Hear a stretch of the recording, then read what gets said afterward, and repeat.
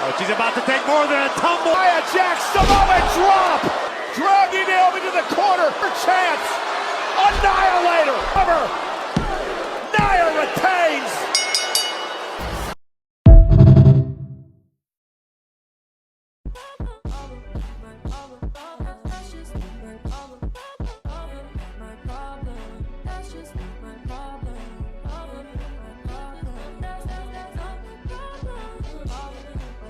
Hey, what's going on YouTube tonight? It's your boy TJ and welcome to my YouTube channel, Wrestling Nostalgia, where I get my reviews on WWE shows and PLE events, and today we are going to be reviewing SmackDown. But before I get into my review, just go ahead and give me a subscriber, a like, share, follow, all that. Like, just do it all. Like, just make this channel as big as you can make it. But without further ado, let's go ahead and get into my review of SmackDown. So we open up SmackDown with Cody Rhodes. He makes his entrance. And we all, whoa, and all that other good stuff. So, yeah, all that good stuff. So, he comes out and he basically calls out Kevin Owens. And he waits for a minute and he says, Kevin Owens, get your right here now. So, Nick comes out instead, the GM. And he basically tells him, look, after the disgusting actions of Kevin Owens and what he did to Randy, I can't have him out here. So, that's a no. So, Cody Rhodes said, basically, put yourself in my shoes. If I can't handle my business in the ring, where do you expect me to handle this? Take it to his front door and whoop his... I was like, ooh. I mean, he got a point there.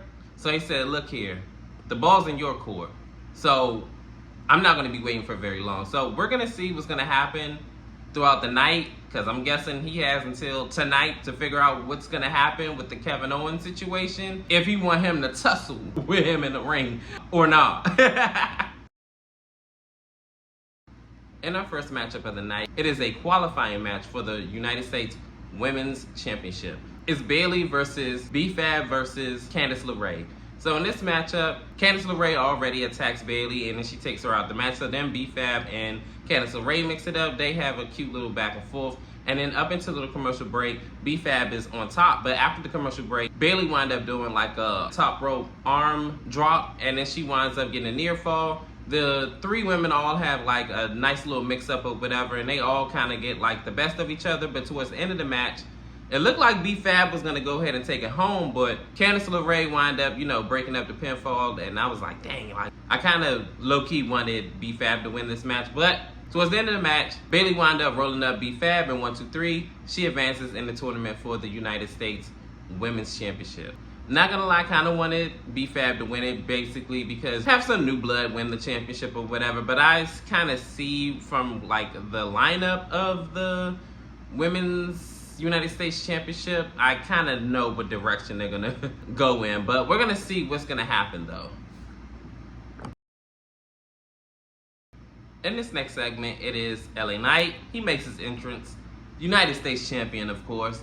And he basically says that he addresses that Sami Zayn wanted him to join the Bloodline and the whole War Games thing. And he said basically that's not my fight and I don't want it, I don't need it. And if they all just destroy each other, it won't make me no never mind. So that is a no-go. So he says that he has his own investment to worry about, which is the United States Championship.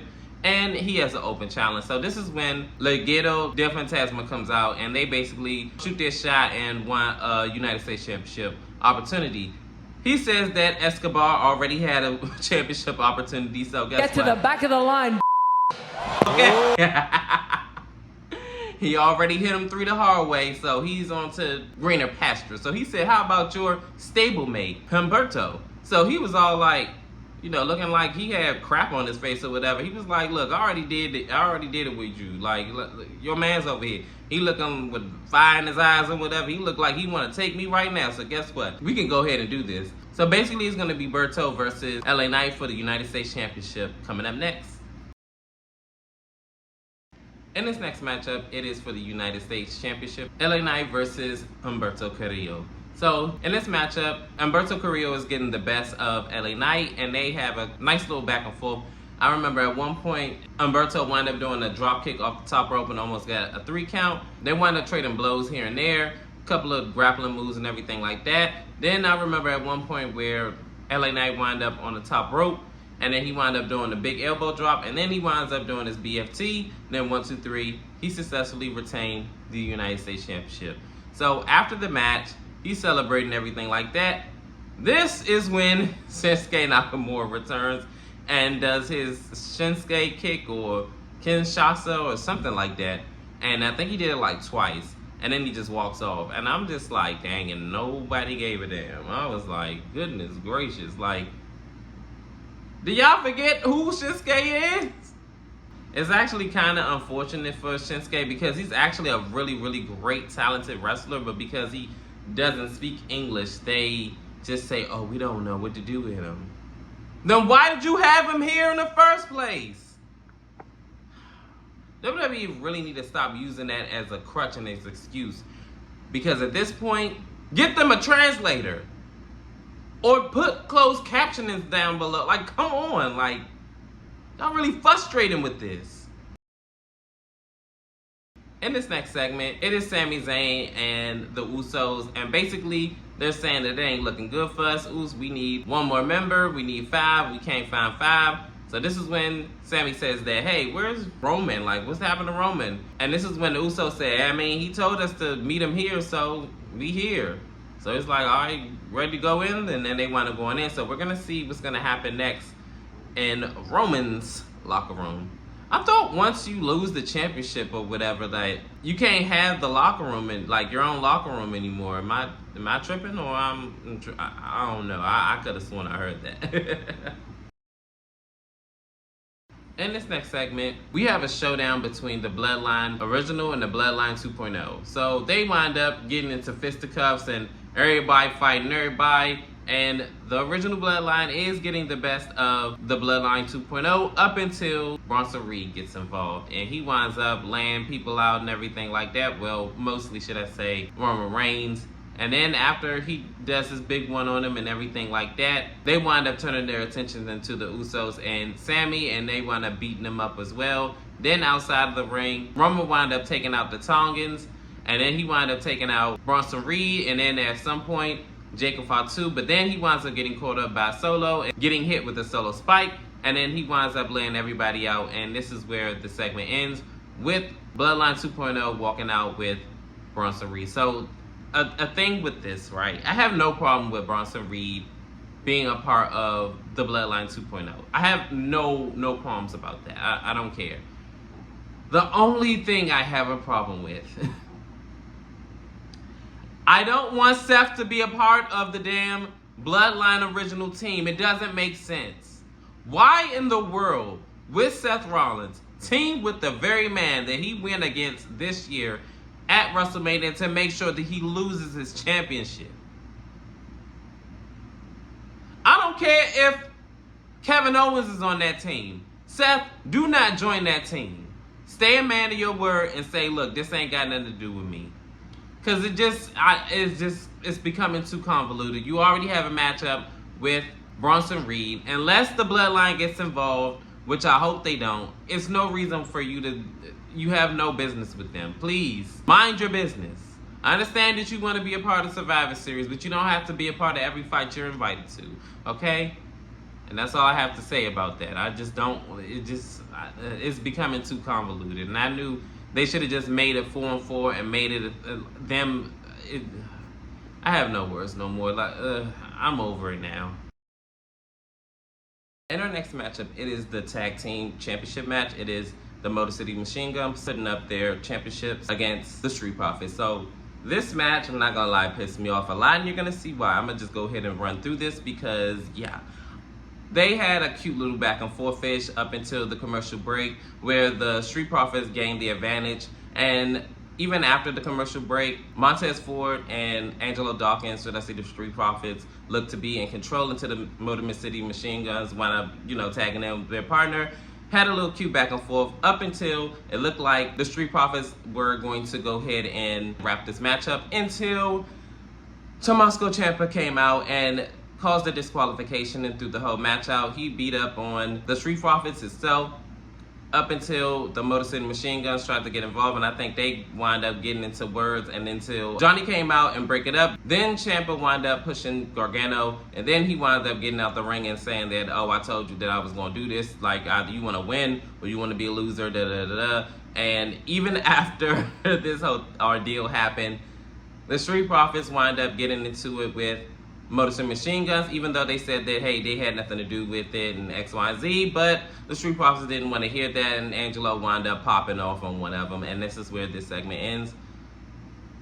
Triple thumbs, triple thumbs, triple thumbs. I don't know, what are you doing here? I didn't expect for the Street Profits to win, but to throw this whole match away like this was definitely garbage, and I did not like it. I don't know if this is going to be a heel turn for the Street Profits, and if it's going to be a heel turn, they have to win those titles. I don't care if, oh, well, they just won. I don't give. Okay, I don't care. There's no point of turning them heel and then just have them be freaking losers. So have them win those championships, and let's go ahead and move on and have a dominant run. I don't care if it lasts even up until WrestleMania, okay? But we can't do this whole heel turn and then nothing comes of it. That doesn't make sense. But we're gonna see what happens and how this plays out. But I'm not gonna lie, I'm kind of over how the Street Profits are being booked, because this is absolutely abysmal. In this next segment, it is Bayley and Naomi, and Bayley says that, oh, there goes my main eventer, and she basically, betting her up, and she says, you can't trust EO, whatever, because, the past that we have and everything like that. And this is where Bianca Belair Jade comes in. Bianca says, trust? That's rich coming from you, and I'm thinking the same thing. So she said, you know what, it's not about us. It's not about our thing that we got going on, but it's about Naomi, my girl Naomi. She has a women's championship opportunity, and we're here to back her up. This is where Jay co-signs. She said, yep, snatch and drag. Yep, snatch and drag, because we got our girl or whatever. So this is where Bayley said, okay, all right, cool, you better. And I'm like, girl. Watch those B words, baby. You better watch those when you end up over in the ocean. And that's where this segment ends, with them saying snatch and drag, snatch and drag. I'm really rooting for Naomi, but for reasons, it's just highly unfortunate how the end result ended, but we're not there yet, and we're going to see what's going to happen between Naomi and Nia Jax for the Women's Championship and who's going to win it. And finally, we are here at a main event. It is the Women's Champion Nia Jax putting up her Women's Championship against Naomi. So this match started off with Naomi doing a running drop kick, and then Naomi wound up beating her up in the corner, and then Nia Jax wound up like squashing in the corner, and then they go back from here up into commercial break. Right before the commercial break, Naomi wound up doing the dive out on her on the outside of the ring, then just start wailing out on her. And then even after the commercial break, the two had like a cue back and forth. I'm gonna just go ahead and skip right into the end. It looked like Bianca Belair and Jade Cargill got beat up by Raquel Rodriguez and Liv Morgan. So I guess this was like a well orchestrated plan. And this is when Tiffany Stratton came out, and then while the referee was just distracted, she wound up getting her little cheap shots in on Naomi. And then this is when Bayley came out, and then she wound up beating up on Tiffany Stratton. Naomi wound up gaining the advantage, and then she wound up hitting her split-legged moonsault, but only got a 2 count, and that looked like that was the best chance that she was going to get to win the Women's Championship. But the Poison Pixie wound up coming out and beating up on Bayley, and then this is when Nia Jax hit the Avalanche Samoan drop, and then the Annihilator, and 1, 2, 3. Nia Jax successfully defended her Women's Championship. This match actually had like a lot of spots, definitely that one spot where Nia Jax wound up doing a body slam, but Naomi wound up countering it. That was really, really good. And also noteworthy, the call I guess Jay wanted Roman Reigns to make was to the Wise Man, but the number was disconnected, so we're gonna have to see if Roman Reigns will ever get connected with the Wise Man or not. But this is where the segment ends. This SmackDown actually was quite enjoyable. I actually really, really liked it. It was a lot of great spots throughout the night. Certain ones I felt like was trash decisions, but hey, it is what it is. I guess you can't knock it out the park every time. But definitely a great main event. Naomi, definitely flowers to her, and Nia Jax. The ladies really did their big one, and unfortunately for Naomi, she did not come home with the Women's Championship. I already knew she wasn't going to win it because I seen some sneak peeks of Raw, and I already seen that she didn't have the women's title, so I already knew that the end result of this, but hey, it is what it is. And another thing, and then I'm going to just leave it off from here. If Naomi don't win that United States Women's Championship, I'm going to be pissed off, because outside of her, maybe Michin, Chelsea Green as a sneaker, or Jade Cargill. If none of those women win, I'm good. Like, throw the whole, throw it away. Throw it away, throw it away, throw it away. Comment down below, how did you feel about SmackDown? Did you like it? Did you love it? Did you hate it? Worst show on earth? The best? Comment down below, like, share, and subscribe. Help me grow this channel. Your love and support is always greatly welcomed and appreciated. And peace. TJ, I'm out. You're so pretty.